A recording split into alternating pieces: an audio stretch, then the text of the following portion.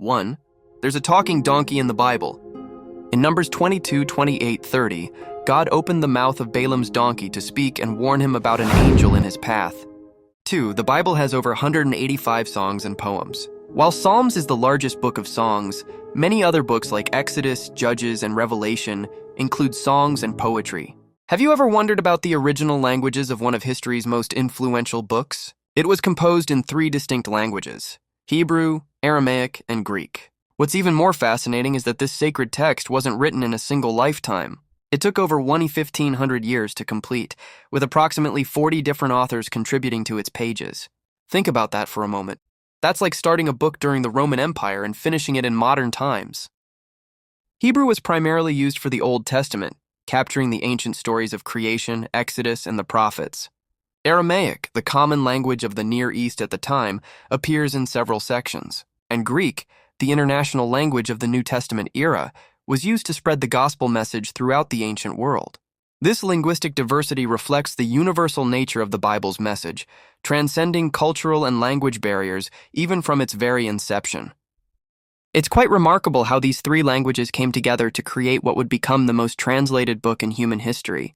Did you know that one of the most famous symbols in religious history might actually be a misconception? You've probably seen countless paintings and illustrations of Eve tempting Adam with an apple in the Garden of Eden. It's such a powerful image that's become deeply embedded in our cultural consciousness. But here's the fascinating truth. Nowhere in the book of Genesis does it specifically mention an apple. The biblical text only refers to it as the fruit of the tree of knowledge of good and evil. That's right, it could have been any fruit. The apple interpretation actually came much later, emerging through centuries of artistic tradition and cultural interpretations. Medieval and Renaissance artists particularly loved depicting the fruit as an apple, perhaps because in Latin, the words for evil and apple are similar, malum for evil and malum for apple. This artistic choice stuck, and generation after generation has simply accepted it as fact. So next time you see a painting of Adam and Eve with an apple, remember, it could just as easily have been a fig, a pomegranate, or any other fruit. It's a perfect example of how our modern understanding of ancient texts can be shaped by art and tradition rather than the original words. You know what's wild? The oldest person who ever lived wasn't someone from modern times. It wasn't even close. According to the Bible, there was a man named Methuselah who lived for an absolutely mind-blowing 969 years. Just let that sink in for a moment. To put this in perspective, if Methuselah were alive today, he would have been born before the Norman conquest of England, witnessed the entire Renaissance, survived through both world wars, and still be here to scroll through TikTok with us. The book of Genesis, chapter 5, verse 27, specifically mentions this incredible lifespan, making Methuselah the oldest person mentioned in the Bible.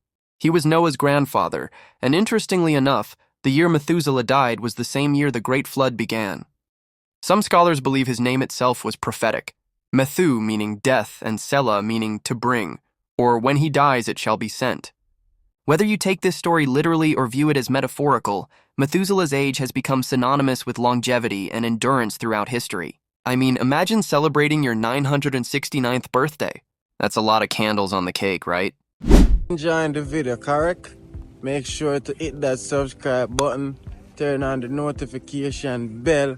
Please leave your feedback, hit like, share the content.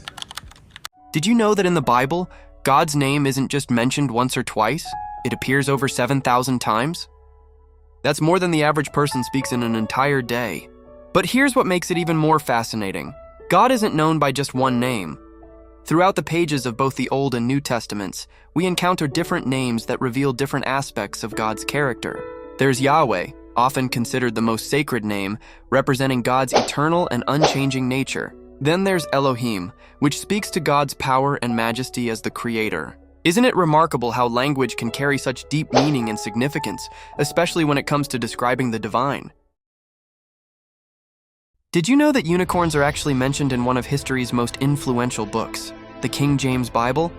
Yes, you heard that right. These mystical creatures that we associate with fantasy and fairy tales appear multiple times in this famous religious text. Now, before you start imagining majestic white horses with sparkling horns prancing through biblical stories, here's the fascinating twist.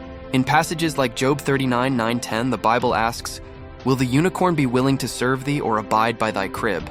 Canst thou bind the unicorn with his band in the furrow? But here's where it gets really interesting.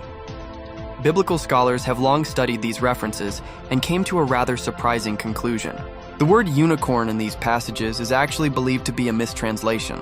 The original Hebrew text likely referred to a wild ox or an auroch, an ancient species of large, powerful cattle that went extinct in the 1600s. This case of mistranslation shows us how language and meaning can change dramatically over time. What was once understood as a mighty wild ox eventually became transformed into the magical creature we know today. Isn't it amazing how a simple translation choice centuries ago has led countless people to believe that unicorns were biblical creatures? Did you know that the Bible holds a rather ironic record? It's not just the best-selling book of all time, it's also the most stolen book in history. Yes, you heard that right. The very book that commands "thou shalt not steal" is apparently the one people steal the most. What makes this fact even more interesting is that the Bible is also the most widely distributed book ever. You'll find it everywhere. In hotel room drawers, prison libraries, hospital waiting rooms, and countless public places. Organizations like Gideon's International have been placing Bibles in hotels since 1908, making it freely available to millions of travelers. Despite this widespread availability and often being completely free, people still choose to steal it. Think about that for a moment. Stealing a book that's often given away for free. Maybe some feel a spiritual connection so strong they need to have it right then and there, or perhaps they're drawn to its forbidden nature, considering the commandment against stealing. This fascinating paradox really makes you wonder about human nature, doesn't it? The most stolen book is also the easiest to obtain legally. Sometimes life's little ironies can teach us the most interesting lessons about ourselves. Enjoying the video, correct? Make sure to hit that subscribe button, turn on the notification bell. Please leave your feedback, hit like, share the content. Did you know that Jesus wasn't an only child? Yeah, that's right. Contrary to what many people might think, Jesus actually grew up with brothers and sisters. It's one of those fascinating biblical details that often gets overlooked in regular conversation about Christianity. According to the Bible, specifically in the books of Mark and Matthew, Jesus had 4 brothers: James, Joseph, Simon, and Judas. And that's not all. He had sisters too, though interestingly, their names aren't mentioned in the scriptures. Just imagine what it must have been like growing up in that household. Think about it. What was it like being Jesus' sibling? Can you imagine sitting around the dinner table with someone who would become one of the most influential figures in human history? It's particularly interesting that one of his brothers, James, later became a significant leader in the early Christian church after Jesus' death and resurrection. This human aspect of Jesus' life really helps us understand that he didn't just appear as a divine figure. He lived a real life, with real family dynamics, probably dealing with the same kind of sibling situations many of us experience. It makes the story of Jesus feel more relatable, doesn't it? Did you know that the very first book ever printed using a mechanical printing press was none other than the Bible? It's an incredible piece of history that changed the course of human civilization.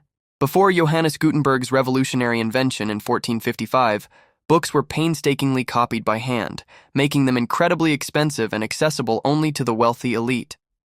A single Bible could take a skilled scribe up to a year to copy, and most people would never see one in their lifetime. But Gutenberg's printing press changed everything.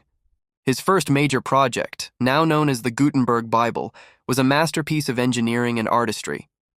He printed about 180 copies, which might not sound like much today, but at the time it was revolutionary. The impact was enormous. Suddenly, the Word of God wasn't just confined to monasteries and wealthy households. The Gutenberg Bible sparked a revolution in literacy, education, and most importantly, helped spread Christianity throughout Europe like never before. This single innovation democratized knowledge and laid the foundation for the modern world we live in today. Pretty amazing how one book and one invention could change the course of history, isn't it?